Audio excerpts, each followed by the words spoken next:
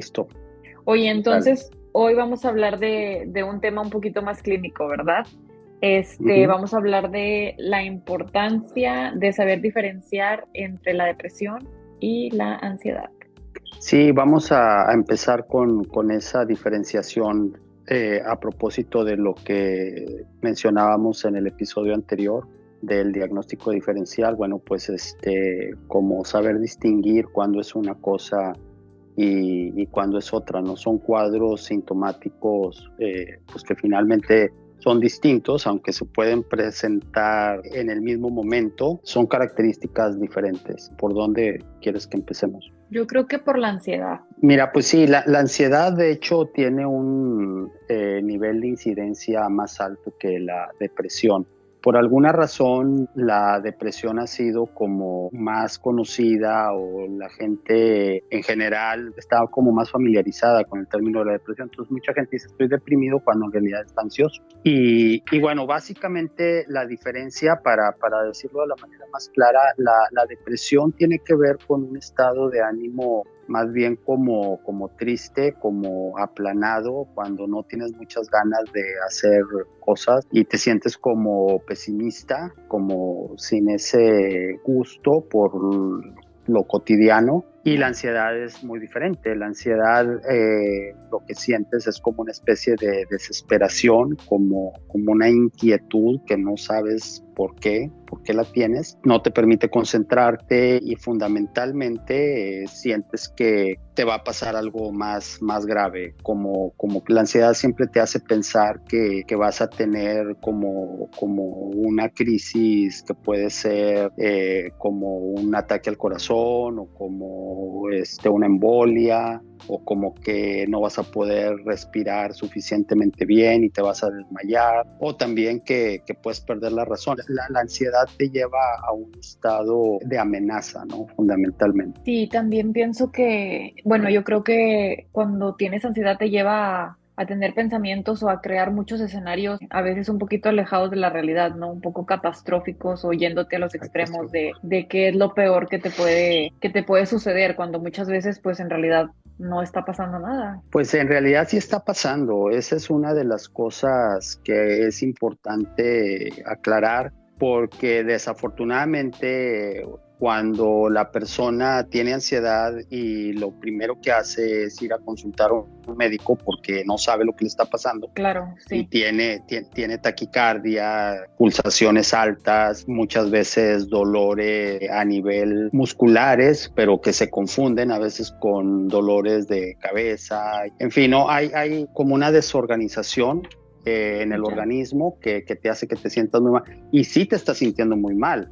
Lo que pasa es que no hay una razón de la realidad para que te sientas así. Te sientes así de repente y eso es lo que crea mucho miedo, mucha confusión en el paciente. Y cuando va al doctor y le dice, no, es que no te pasa nada, eso en vez de ayudarle al paciente lo perjudica porque dice, pues, ¿cómo no Sí. me está pasando? Claro que me está pasando, ¿verdad? No es que no tienes nada, pues cómo no voy a tener nada si me siento muy mal. Lo que tiene es un episodio de ansiedad que si se eleva pues puede llegar a un ataque de pánico. Oye, ¿y cuáles son, bueno, cuáles son las características que comparte la depresión y la ansiedad o llegan a compartir alguna característica que es lo Claro. que lleve a que la gente los confunda? Sí, sí, de hecho te digo que llega un momento en el que se pueden como que presentar en el mismo espacio de tiempo y en la misma persona, por supuesto. Cuando empieza con ansiedad y el paciente no encuentra la razón de por qué está así, y pasan días y no puede dormir bien y sigue pensando que le va a pasar algo y que nadie le da una respuesta y que no lo entienden, generalmente por los familiares les dicen pues no tienes nada, ya te dijeron, ya te hicieron análisis y estás bien y nada más tranquilízate y cosas así. Bueno, eso hace que el paciente vaya aumentando su nivel de la ansiedad, que luego se convierte en angustia y luego se transforma en depresión, porque no sabe lo que le está pasando. Entonces, como está muy cansado de sentirse mal y piensa que no hay solución o nadie le está dando una solución, entonces se decae anímicamente y viene luego la parte de la depresión. Ahí es donde se junta, ¿no? Si te quieres poner como en términos hollywoodenses, pues sería como La tormenta perfecta, ¿verdad? Como la película aquella de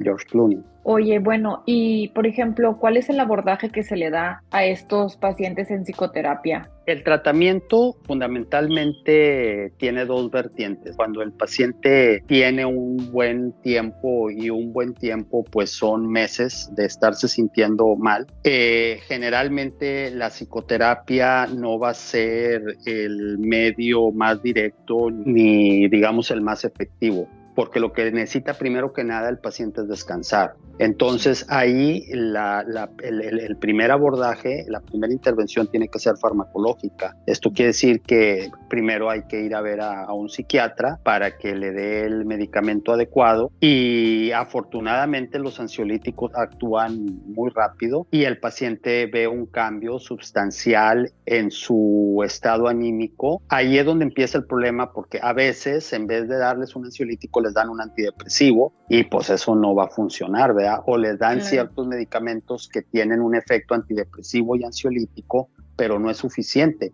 Cuando el paciente ha tenido niveles de ansiedad muy altos, lo que necesita es un ansiolítico, y necesita ser administrado por un especialista, que en este caso pues es un psiquiatra, administrado y monitoreado, ¿verdad? Porque no es nada más de una toma y ya, sino que pues se tiene que dar un seguimiento. Después de eso viene la parte de la psicoterapia, que es el entendimiento de lo que está pasando, porque también hay que decir que nada más tomar ansiolíticos o en el caso de la depresión antidepresivos no terminan por solucionar completamente el cuadro, porque sí te tranquilizas, pero pues al final de cuentas es un paliativo, es algo que te va a ayudar un ratito, pero se pasa el efecto y pues lo tienes que volver a tomar y así, ¿no? Entonces por eso es que luego la gente en general tiene la idea de que te vas a volver dependiente. Adicto, sí. Dependiente, le tienen mucho miedo a ese tipo de medicamentos. Tienes tu tratamiento farmacológico, pero luego vas a psicoterapia, te das cuenta de qué es lo que te está pasando y le vas como agarrando la onda a qué es lo que te sucede, y eventualmente vas a dejar de tomar el medicamento porque ya no va a ser necesario. Pero en un principio, sí, cuando el nivel es alto, insisto, porque hay veces que la ansiedad no ha llegado a niveles tan altos y se puede evitar el fármaco si el paciente tiene suficiente como recursos psicológicos y la ansiedad no lo ha dañado tanto, entonces puedes evitar el medicamento y puedes salir a través de una psicoterapia principalmente de apoyo. Suena un poco romántico, pero pues es el poder transformador de la palabra, ¿no? Que a través de entender lo que al paciente le sucede, pues la sintomatología disminuye, ¿no? Sí. Así es. Sí, creo que también bueno, pues al entender, ¿verdad?, qué es lo que está pasando, creo que empiezas a identificar cuándo es que viene un momento, ¿verdad?, en el que puede que empieces con un poquito de ansiedad, y ya que empiezas a identificarlo, pues empiezas, ok, ¿sabes qué? Ya me di cuenta. Sí, se tarda un poquito para que le pueda dar el paciente ese manejo, pero finalmente sí tiene que ir más o menos por ese lado. Mira, un punto muy importante y que yo suelo trabajar, insistir mucho con los pacientes. Primero que nada, la ansiedad es una emoción. La ansiedad no es un virus, no es una bacteria, no es un daño en tu organismo como tal. O sea, tu cerebro no está funcionando mal, ni mucho menos otros órganos, ¿verdad? Que a veces los pacientes piensan que todo viene de algún trastorno metabólico, y no, es una emoción que todos tenemos.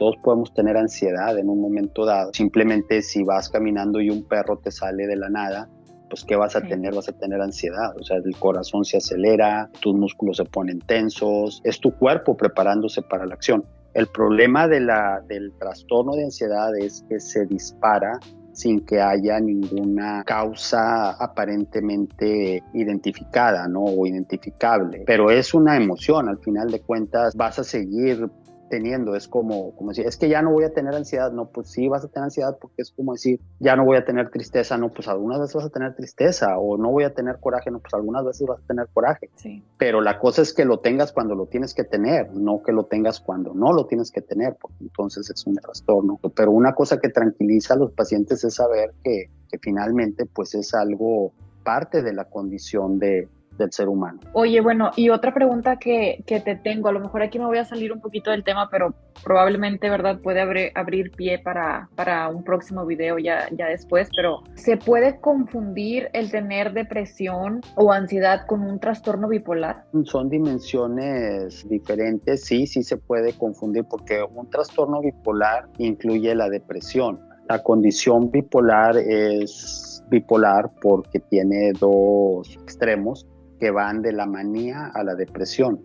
Entonces, en uno de sus tiempos sí hay depresión, no ansiedad, pero sí hay depresión. Mucha depresión. Uh-huh. Mucha depresión, y que tengas un diagnóstico de bipolaridad no implica que no puedas tener ansiedad. También puedes tener ansiedad junto con un diagnóstico de bipolaridad. Entonces sí, a veces volvemos a lo del episodio pasado. Por eso es importante hacer un buen diagnóstico para poder diferenciar lo que es la base del conflicto, del problema, que sería la enfermedad, y la sintomatología, que es como la ramificación de la enfermedad. Pues sí, hay que entenderle de dónde parte. Oye, pues está muy interesante todo lo que comentas. Ahorita, ¿verdad? Ya se nos terminó el tiempo, pero hablamos más sobre la ansiedad que de la depresión. ¿Qué te parece si en el próximo video seguimos hablando, ¿verdad? Le damos un poquito más de detalle a lo que es la depresión. Hay mucho que decir sobre los dos cuadros. Pues, al final de cuentas son bastante frecuentes. Y sí, le damos continuidad, porque además pues es uno de los motivos de consulta más frecuentes, la ansiedad como primer lugar y luego la depresión. Yo creo que sí vale la pena que lo continuemos en los siguientes episodios. Perfecto. Entonces, pues nos vemos la próxima semana para seguir grabando.